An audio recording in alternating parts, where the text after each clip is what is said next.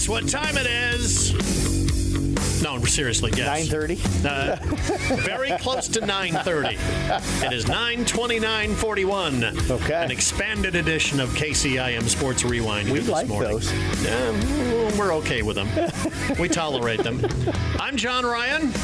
I'm Jeff Blankman. And I'm Mason Nealon. Excellent. Well done, guys. I didn't even talk about that or coordinate that before we went on, but we just did that like pros. And I do have to say that Mason probably showed up earlier today than any person that's come in to be a part of the show since back when Honnold used to come in at like 6:30 to sit with you all morning long.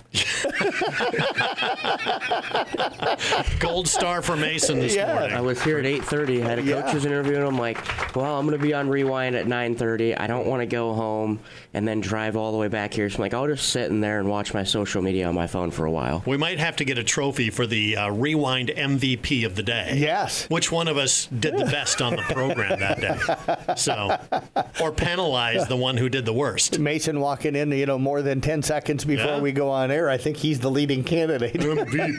MVP. So let's talk about the NBA playoffs. The Celtics are on the brink. The Warriors are on the brink. Your Cavaliers, Mason, are on the brink. 3-1 down. I mean, my first experience with the Cavs when I was little was them coming back from 3-1 in the finals.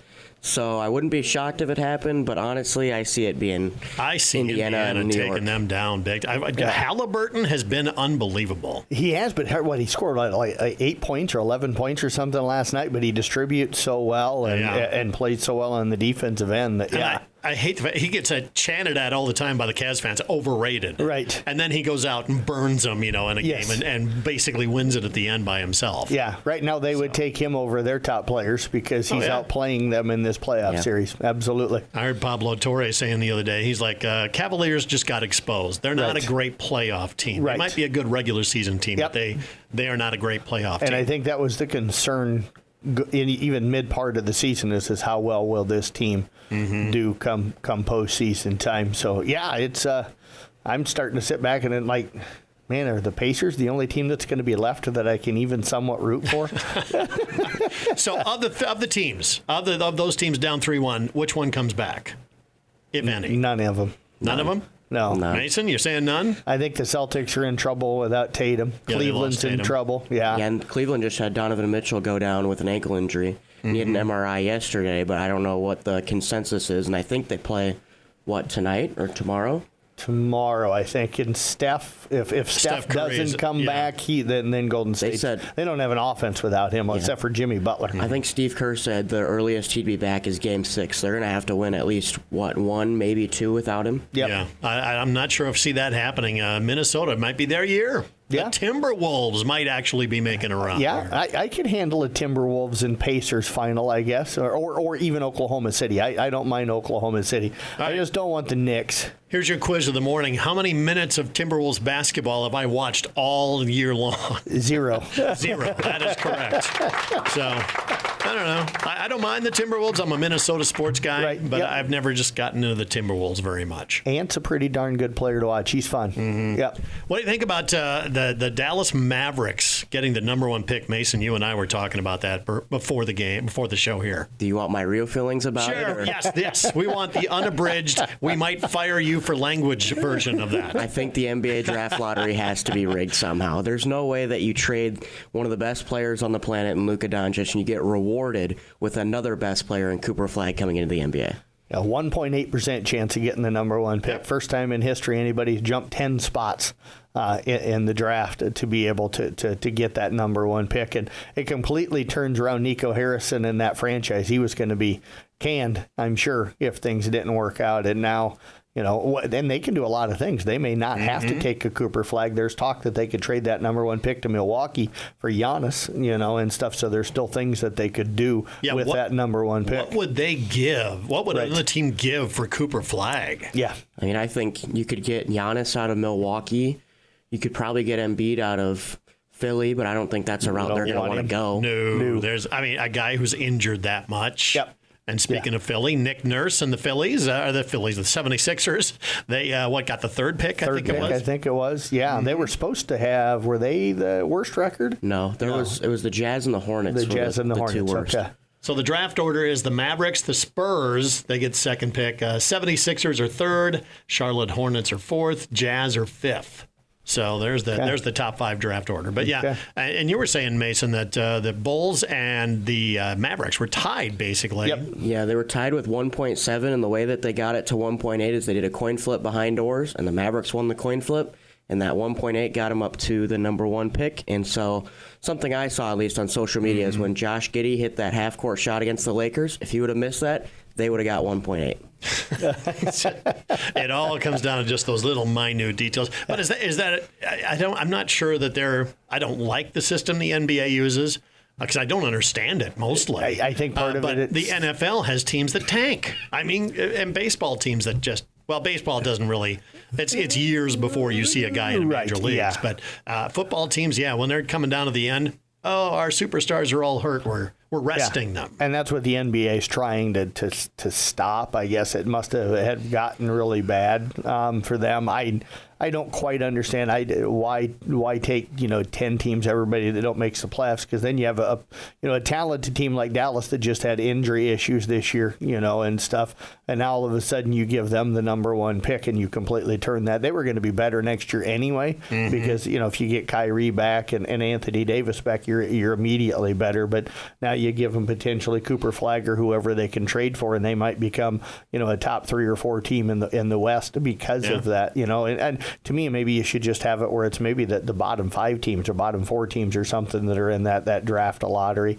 But I don't know. I'm a Bulls fan, so I'm sitting here going, don't flip the coin, just put us in the mix and let us win that, Cooper Flagg draw. I'm frustrated because now the Bulls could have been that team in that spot, and then they ended up not being. Well, that'll be interesting to see Dallas what they do with that pick, because you've got a window maybe right now. You need 3 superstars basically on your team to win an NBA championship. It seems like anymore. So you've got Kyrie, you've got Anthony Davis. Now, if you add Giannis in that mix instead of Cooper Flagg, I don't know. Is that your championship window right there? Yeah, I don't know. The question then becomes even whether it's Giannis or if they draft Cooper Flagg. You have 3 stars.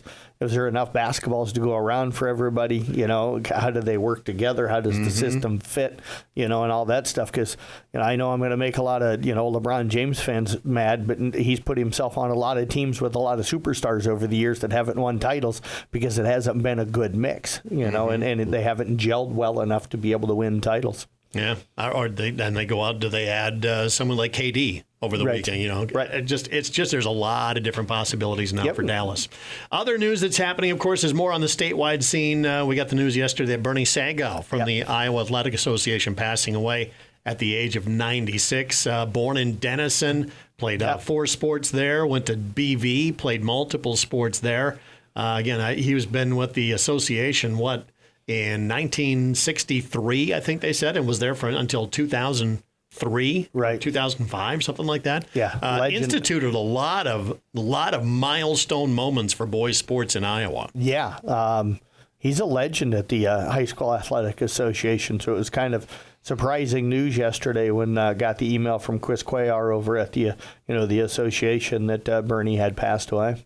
Yeah, I don't know, Chris, if how much Bernie hung around, if he was ever around the building. Yeah, I'm not for sure. Because it's been a while since he has been with the association. Yeah. But check this out. He was there with the creation of the football playoffs in 1972. One of the first states to utilize the 3-point shot in high school basketball. That was 1982.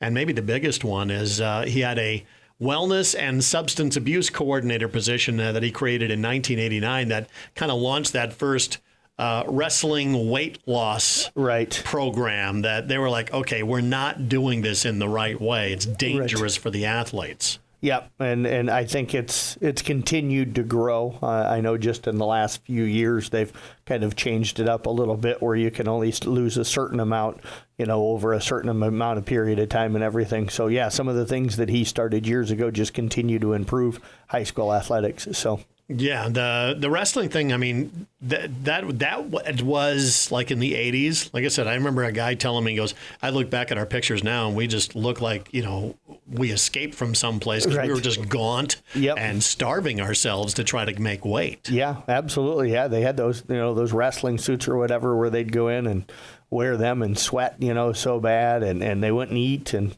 a lot of them started chewing tobacco and stuff like that, years ago to try and help themselves lose weight. And it always wasn't in a healthy way. It wasn't good for them. And some of them, I think, you talk to wrestlers as they've gotten older, some of them have suffered later in life because of, the way they lost weight when they were in wrestling. So. Yeah. And Mason, it probably still goes on to this day. I mean, it's just not as out in the open, maybe. Yeah, I think it's like it goes on behind closed doors, more of like something that the coaches don't see and they don't regulate. Because I think a lot of the coaches, at least in our area, are good about, hey, this is what the rules and regulations are, and at least not even with rules and regulations, but from the human side of the sports is that, hey, this is going to affect you later on in life, or it's going to affect you now.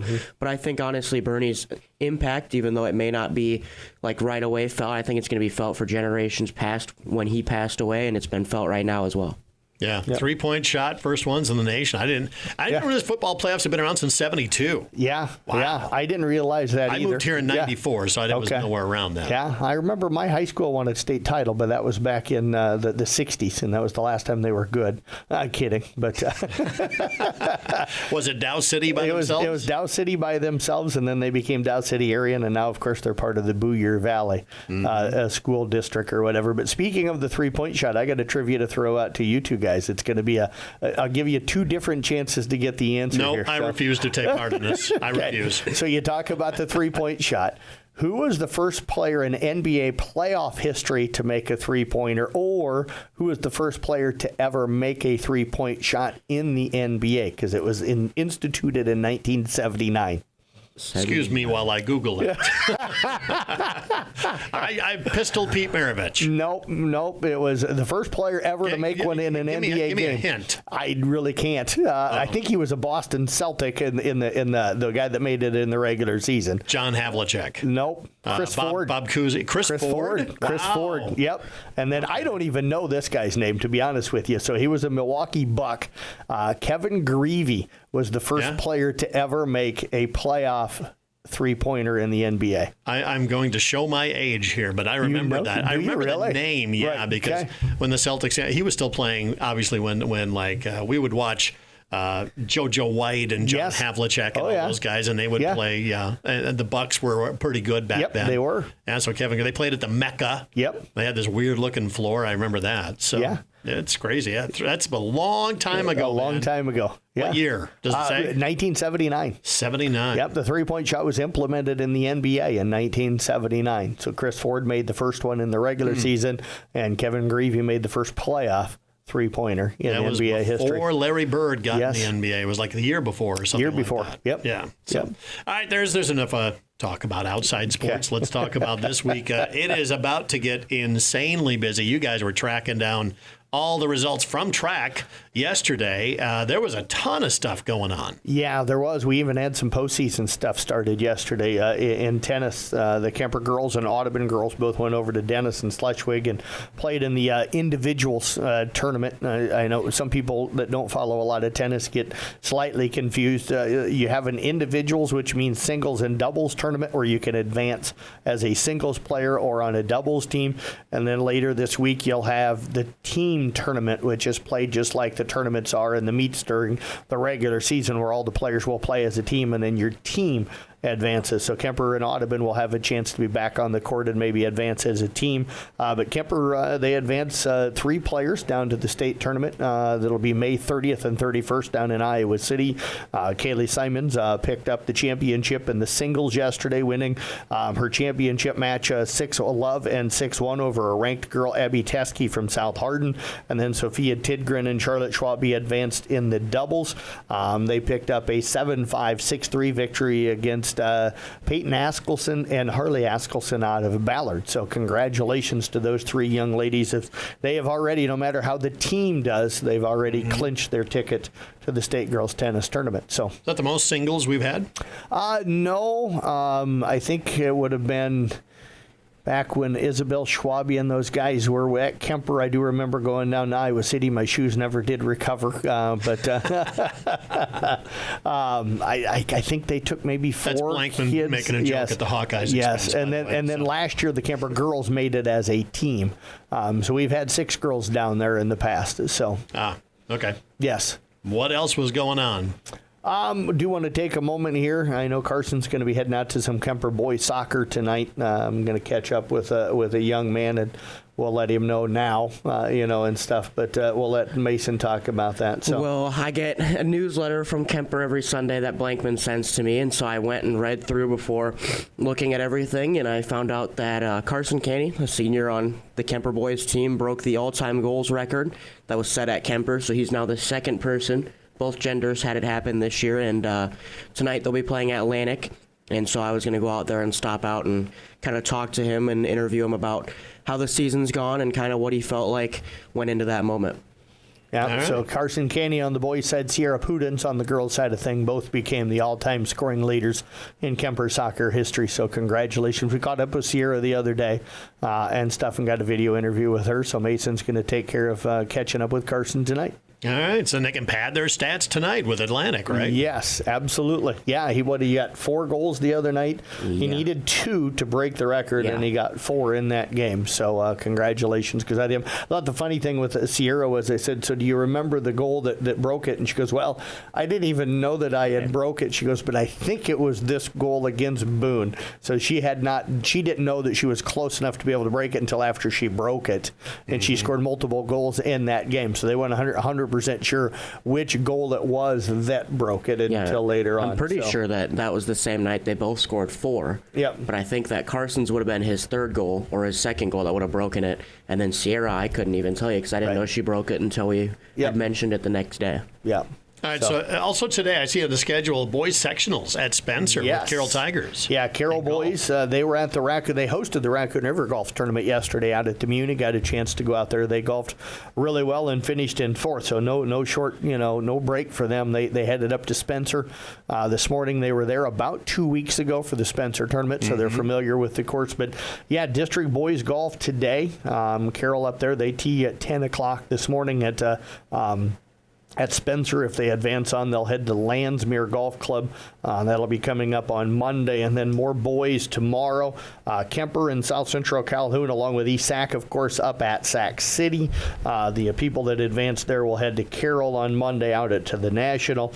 And then in Class 1A, Audubon, Coon Rapids, Bear, Glidden, Ralston, and IK Manning all up at Ottawa today. Anybody that advances there will play at Willow Creek. So all of our boys golf teams, postseason gets underway either today or tomorrow. So, Any as an individual kind of standing out, having a great season at all so far? Yeah, I think we've had a few individuals that have done, but I think a lot of that is that they're on really, really good teams. I think Kemper's got a chance to move on. ESAC, South Central have got chances to move on. Of course, Carroll's got a chance to move on today. I think Audubon's got a chance, to move on. The nice thing about the teams this year, I would say Braxton Vanami probably is the one guy, and maybe Caleb Gaffney late in the season for South Central Calhoun that have consistently led their team. But for the most part, we've got a lot of teams that are 4 or 5 guys deep, so it kind of rotates to who's been the top scorer, but a lot of guys are shooting well for them on consistent basis. Yeah, and I mean, looking at boys golf, though, I mean, Caleb Gaffney, like you said, he's been shooting really well in this second half and kind of leading that team as well as Braxton, but kind of just reiterating what you said, a lot of deep teams this year and a lot of teams that could potentially move on and advance to the next day.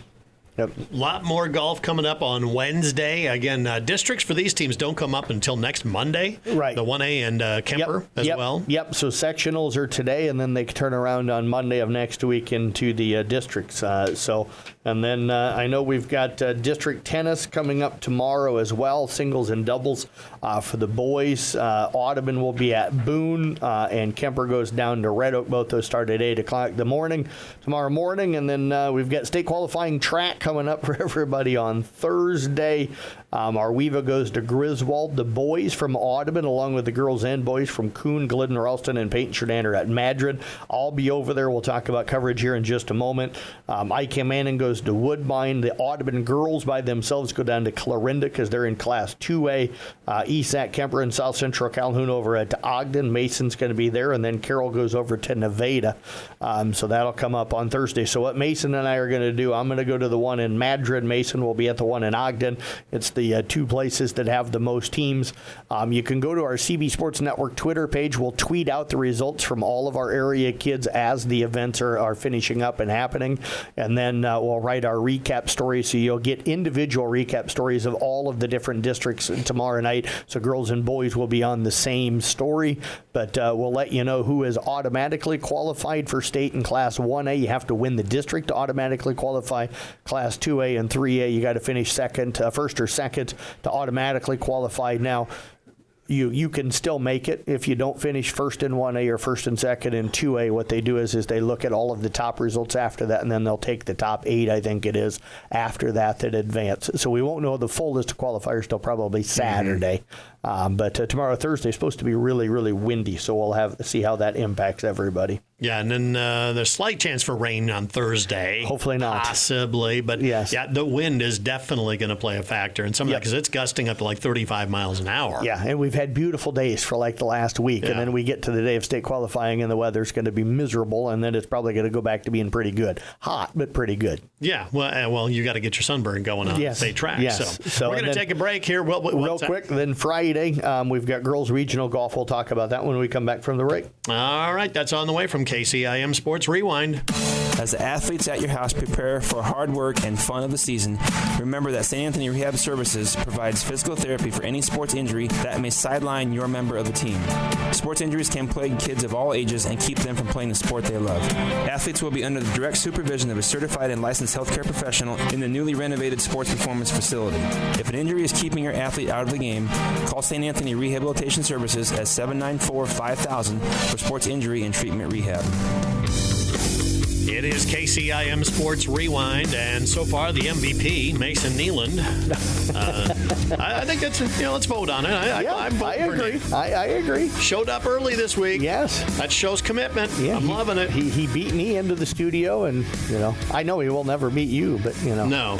Are you going to be here at 5 o'clock in the morning anytime? Who knows? Maybe I'll sleep on the couch and wait.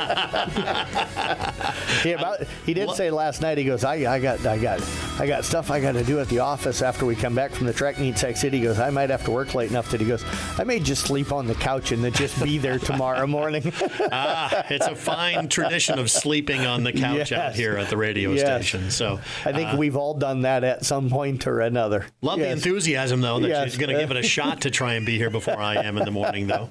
Let's talk about the rest of the schedule. We got more coming up on Friday. We do. Girls regional golf is on Friday. Coon Rapids, Bayard, and ICAM will go over to Dunlap. Glidden, Ralston, and South Central Calhoun head to Aurelia. That's all in Class 1A and Class 2A. ESAC goes to Claremont Country Club. Kemper will be at Riverbend Golf Course, and Audubon will be at the Red Oak Country Club. So that's all of the girls golfers that will be out on Friday trying to advance into their regional finals, which will be next Wednesday, May the 21st. Then we have more girls at tennis. It'll be Audubon at Kemper on Friday, and then Saturday we've got boys sub-state tennis. Audubon will take on St. Albert at Graham Park, and Kemper will take on Creston at Graham Park, both those starting at 9. And then the winners will play each other to try and advance on in boys postseason tennis. So. All right. And baseball is creeping into the forecast here before you know it. Before state track, we're going to have baseball, softball beginning. Yeah, baseball games for sure. Softball's just in practice. Luckily, the girls' union didn't make it where they could play games the week of state track, so we're still good there. Reasonable. Yes, but you can always count on the union to be a little more reasonable. And I love the guys over in Boone, but yeah, I had a baseball coach say something to me yesterday. You ready for baseball next Monday? I looked at him and I said no.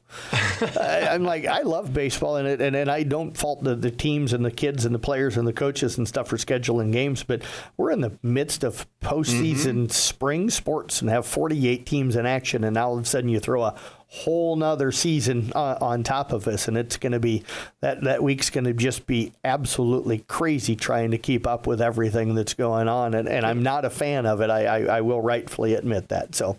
Feels like it's should be spring training or some kind of thing going absolutely. on. But 3 baseball games on Monday night. We'll have 2 of them covered for everybody. Kemper hosting Des Moines Christian, and IKM Manning at Glidden Ralston in a nice matchup of 2 local teams.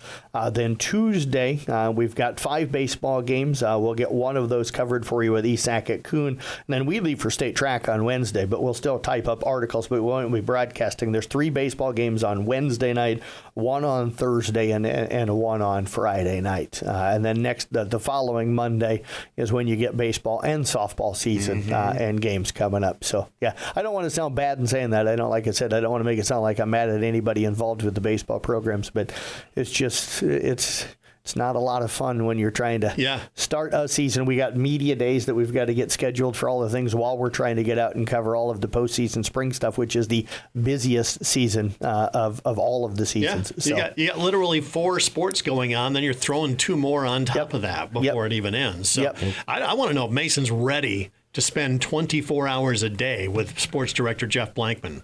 Well, I don't know if I don't know. You may come back a changed person. Well, I mean, when we talk about media day tomorrow, we've already got 2 of them starting, so that kind of opened my eyes to the fact of, well, we got state track next week, but I look at it, I'm like, everyone's already got a bat in their hands and a glove, and I'm like, well, it's starting to get nice out, so I figured it was around the corner, but the fact that it starts tomorrow is a little eye-opening. Yeah, we've got Carroll baseball and softball and Kemper baseball and softball both hosting media days tomorrow, and then Glidden Ralston on Friday and stuff. But yeah, and like I said, I feel for the kids, and I know the coaches as well. But the kids, I mean, they've had to deal with this for a while. But you go to track practice or soccer or golf or tennis, and then you turn around and you have to have baseball or softball practice.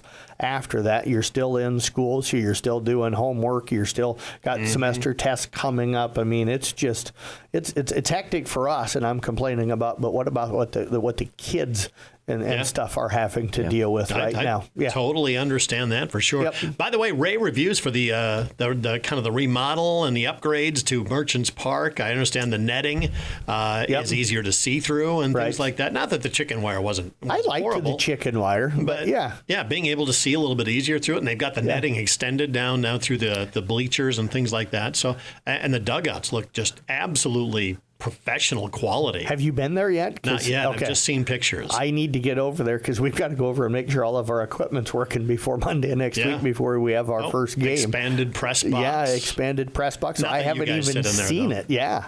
So if I understand correct, they didn't put our portion where we've always sat into the press box, so we're still going to have that spot, and it's going to be open. Honestly, still. It doesn't matter at Principal Park, Principal Park, Merchants Park.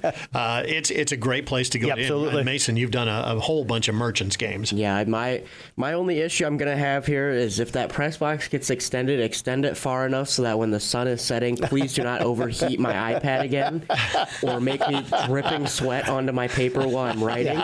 Because when it was the dead middle of the summer at 3 o'clock, 5 o'clock at night, and the sun is just setting, it'd go straight through that kind of wire behind me. And it felt like I got a bad tan on like my left side. My right side was like kind of still a little white. So I was like, just if it extends, extend it that far. Yeah, it did make it tough. Anytime you'd go over and try and video a baseball game with the sun setting, it would come right through there. And there was no place where we like to sit to be able to put the iPad to keep it out of the sun. And iPads overheat if they're sitting in the sun for too long. So it caused poor Mason a lot of issues. And that's when you have broadcast problems right there. So, State Track, let's talk about that a little bit because you guys have just such great coverage. A couple of years back, the association said, I think these guys are pulling our leg with all these credentials that they want. Right. But then you wrote them an email saying, here's all we do. And they went, Okay. Yep. You're good. You go for it. Yeah. And hopefully we'll get that same treatment again this year. I've got 5 guys with myself included and Mason going down. Myself and Bennett Blake. I know some people to the south of us are going to know that name. Former sports guy down in Atlantic who was awesome and stuff. But him and I are going to be doing all the video interviews. So we will video interview every single one of our athletes after every one of their events, whether it be prelims or finals. And we'll get those video interviews put out. Mason's going to be going down. If you see some of the highlight video stuff that we put out, he's going to be shooting highlight videos while he's down there each day and putting out a full one at the end of each day. So it'll be a highlight reel. But he's also going to be shooting quick videos and posting that one out to our Instagram and Twitter pages as the day goes on. So it'll be shorter highlight clips of the kids in action. So that's what he's going to be doing every day. Of course, Nick Brinks will be up in the studios. He'll have our updates over on Kick 106.7 as we've always done. He'll also be updating our website. So you'll get the kids' result on how they did pretty much immediately after the race or the throwing event or the jumping event is over with like all of their throws, not just a highlight one. Plus you'll get a picture of the kid and the video interview once it gets uploaded will be posted to that webpage as well. So each day you'll be able to scroll through, find out how all of our local kids did with their results and the events that they were in. Plus it'll be the schedule with the times that everybody's going to be participating that day. You'll get a picture of the kid and the video interview with the kid after their event. And of course, Jeff Storyhan going to be going down as well to do all of the photo work for us. So best photographer around. Yeah, absolutely. Tell you what, he gets some incredible shots. He does, yeah, and it's a passion for him, and he takes pictures from angles and places that nobody else thinks of when he's down at State Track. So it's going to be a crew of 5. We'll be getting things out very, very fast. So you can follow our CB Sports Network website, Facebook or Twitter pages, the Instagram pages for video as well. You're going to get all that stuff pretty much all day long from the time things start at 9 o'clock in the morning until they're done at 8, 9 o'clock at night. So. So pretty much everything is online. Yep, everything will be online. It is the only way to cover the wrestling tournament and the state track because there's so much going on. If we tried to even give a tenth of that coverage on air, it'd be impossible. Yep, absolutely. And then Nick does a great job of when he does his updates on Kick, he also records those. So if you miss those, he posts them to the website page too, so you can go on and listen to any of the updates that he did and stuff as well throughout the day. So pretty much anything that you could need for coverage, we should have it down there at the state meet. My only knock about Bennett Blake, he's a little bit too much of a UNI fan for my tastes. My Coyotes did take them to the woodshed this past season, and they probably will again this next year. He's a proud Panther. He is definitely a proud Panther. He once put out a Snapchat one time, because we're all which he's the best of. Oh, yeah. Yes. He's hilarious. And he was counting up all of his UNI shirts that he has. He had like 70 UNI T-shirts, and his whole family is decked out in UNI, and he takes his Panthers pretty That just seriously. made me think we may need to quickly get him some Carroll Broadcasting shirts to be able to wear down at the state meet. I mean, I love the color purple, but it's just not the UNI purple. Sorry about that. Wasn't there a movie, The Color Purple? Yeah. Yeah. I don't know if you're an Oprah Winfrey fan, but no. you'd have to be for that. Yeah. So that is KCIM Sports Rewind for this week. Looking forward to it. Again, the track all happens on Thursday. Going to be a crazy busy day. If you have not got the mobile app, go to your app store right now. CB Sports Network in your app store. You're going to find it. It's the only way you're going to stay on top of everything that is going on. That is KCIM Sports Rewind for this week.